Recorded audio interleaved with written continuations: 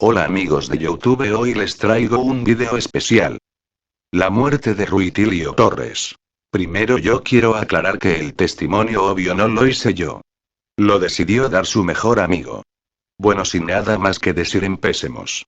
Rui Torres, 30 de diciembre de 1976, 24 de febrero de 2008. Rutilio Torres Mantecón nació en México.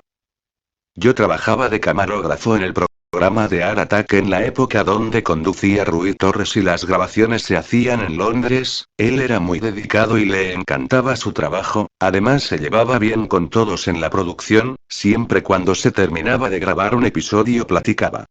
Y con él hacíamos comentarios del programa, de la parte le gustaba más de programa, en fin, el tiempo volaba muy rápido en charlar. Se podría decir que yo era su mejor amigo. Sin presumir mucho, incluso me contaba sobre su familia, pues él tenía una hija recién nacida. Se le iluminaba la mirada cada vez que hablaba de ellas y fotos de ella tenía y me las mostraba, pero se sentía muy triste pues casi no sabía nada de ellas. Las extrañaba muchísimo. Yo le decía que no tenía nada de qué preocuparse si él les enviaba cartas para hacerles saber que estaba bien. Aceptó mi propuesta y comenzó hoy mismo. Cada día le enviaba una carta a su esposa y ésta le respondía, y también le enviaba fotos de su hija, que era lo que más quería en el mundo. ¿Cómo no apreciarlo y no lo creen? Un hijo es lo más maravilloso que el ser humano puede recibir, y Rui también me contaba que estaba estudiando ingeniería en telemática, pues su carrera como actor no era lo único con lo que pudiera tener éxito, pero me decía que solo iba a estar trabajando un tiempo con Disney Channel y después regresaría a México para terminar sus estudios. Yo admiraba en parte a Rui por los sueños que tenía para darle lo mejor a su familia y él era muy feliz, y hasta que los problemas comenzaron. Un día mientras grabábamos un episodio dimos la primera pausa para darle un descanso a Rui. En ese momento llaman por teléfono y era su esposa, y por el tono en el que Rui le contestaba no era muy bueno. Cuando finalizó la llamada le pregunté qué era lo que pasaba y él me contestó con un tono molesto que no tenía nada. La pausa terminó y volvimos con el programa. Cuando terminamos de grabar Rui se fue a su camerino enfurecido. Lo seguí para preguntarle qué era lo que tenía nuevamente, y me contó que había tenido una pelea con su esposa. Ella le decía que hasta cuándo iba a dejar de grabar ese estúpido programa y él le respondió que tomaría un poco de tiempo, porque lo habían contratado para que grabara una segunda temporada. Su esposa nuevamente contestó enfurecida que nunca tenía tiempo para hablarle, que lo único que le importa es su programa y no tiene el tiempo suficiente como para hablar con ella. Él contestó que le manda cartas para saber cómo estaban, pero en ese momento ya había colgado. Rui estaba un poco triste y molesto al mismo tiempo, que solo lo que podía hacer era irme y dejarlo solo, y desde ese momento empezó a tener más y más problemas con Elena, su esposa, que hicieron cambiar el humor de Rui y ya no era el simpático y energético de antes, y ahora solo terminaba de grabar y se encerraba en su camerino, pero ese solo era uno de los tantos problemas que tuvo.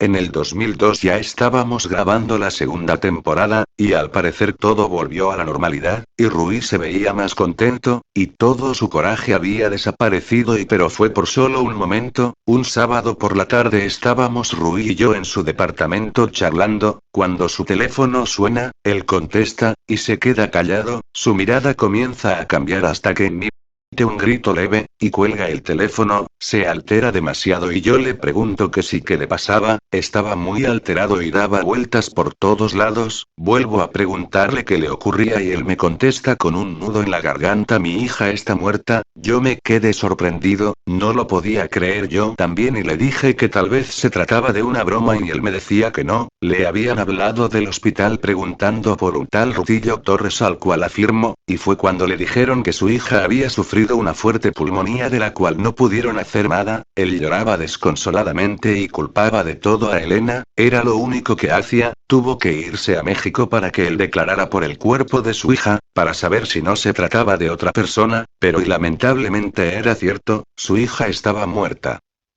Pasaron 2 semanas y Rui regresó de nuevo a Inglaterra, a los estudios de Disney Channel. Me alegraba que estuviera de nuevo aquí, pero su mirada era otra. Me contó que después del funeral de su hija su esposa le pidió el divorcio, pues ella ya tenía una nueva vida con otro hombre. Rui estaba destrozado, pero después de algunos instantes su cara cambió.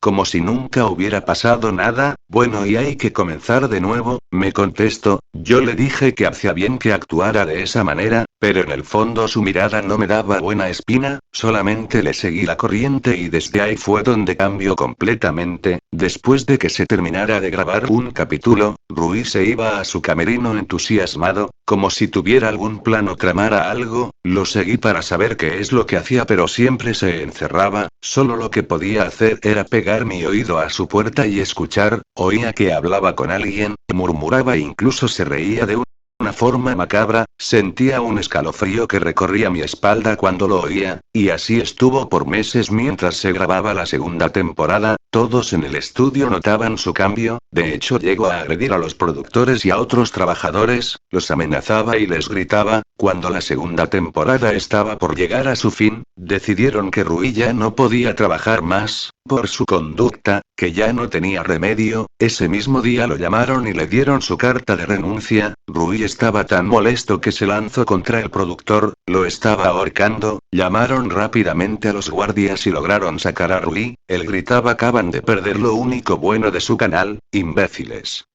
Gritó por todo el estudio hasta que no se escuchó ni una sola palabra más. Muchos trabajadores renunciaron por la conducta que Rui tenía, y los que quedaban temblaban del miedo y rezaban para que no les hiciera daño. Yo solamente guardaba la calma y trataba de no causarle muchos problemas. Nunca me imaginaría que perdería a un colega, aunque yo seguía trabajando ahí. Pasaron 4 meses de la renuncia de Rui que empecé a investigar en dónde se encontraba. Patty, una amiga del estudio, me contó que Rui se había trasladado a México, pues tenía que terminar su carrera de ingeniero en telemática, y quizás volvería a rehacer su vida. Me pareció algo extraño ya que una persona con la mentalidad de Rui no tuviera la capacidad como para seguir estudiando, mucho menos para tener una familia, pero decidí dejar a Rui que hiciera su vida como se le dé su gana. Yo aún tengo la mía y él la suya, esa como sea.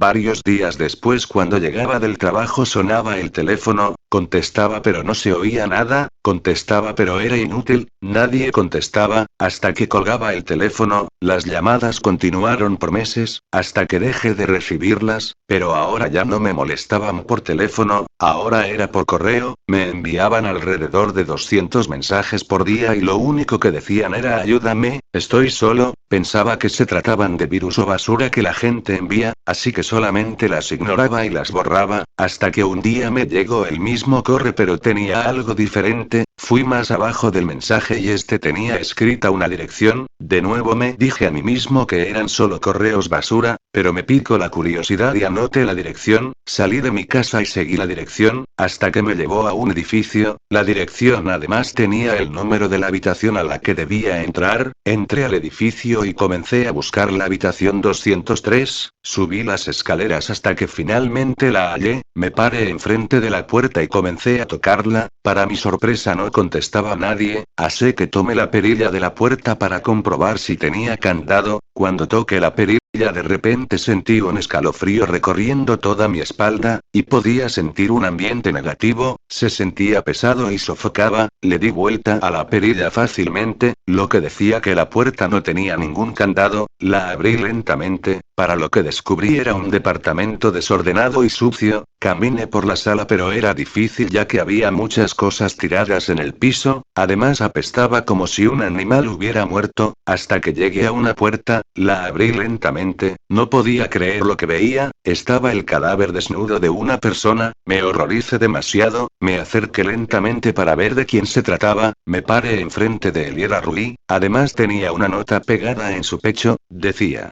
sé que cometí errores, nunca debí comportarme de esa manera, ahora estoy tan arrepentido que mi salvación es acabar conmigo y ya no tengo otra salida. Miré su rostro por última vez, lloré desconsoladamente. Estaba a punto de retirarme de la habitación cuando volví a oler ese olor, pero era aún más penetrante y provenía del baño. Abrí la puerta y encontré los cadáveres desnudos de 2 jovencitas envueltas en una tina de sangre, estaban desmembradas. Salí pálido de la habitación cuando volví a toparme con más cuerpos, incluso me sentía sofocado. como si algo me impidiera salir de ahí. Traté de correr pero era difícil. Cuando llegué a la salida, salí corriendo. Para mi buena suerte no había nadie en el edificio. Bajé las escaleras rápidamente pero aún tenía en mi mente esos cuerpos. Incluso empecé a escuchar risas que me alteraban más hasta que desperté. Estaba en el hospital. El doctor estaba en mi habitación y le pregunté qué era lo que había pasado, a lo que respondió que un inquilino de un departamento lo trajo porque lo halló en las escaleras desangrándose, y que debía estar en la sala de cuidados intensivos para monitorear mi avance. Me quedé aliviado. El doctor me dejó para que descansara y cerró la puerta. En ese momento apareció una silueta de lo que podía ser Rui y me preguntó cómo me sentía, y yo le contesté que estaba bien, a lo cual le pregunté cómo estaba también, y él respondió que más o menos, que aún no se acostumbraba.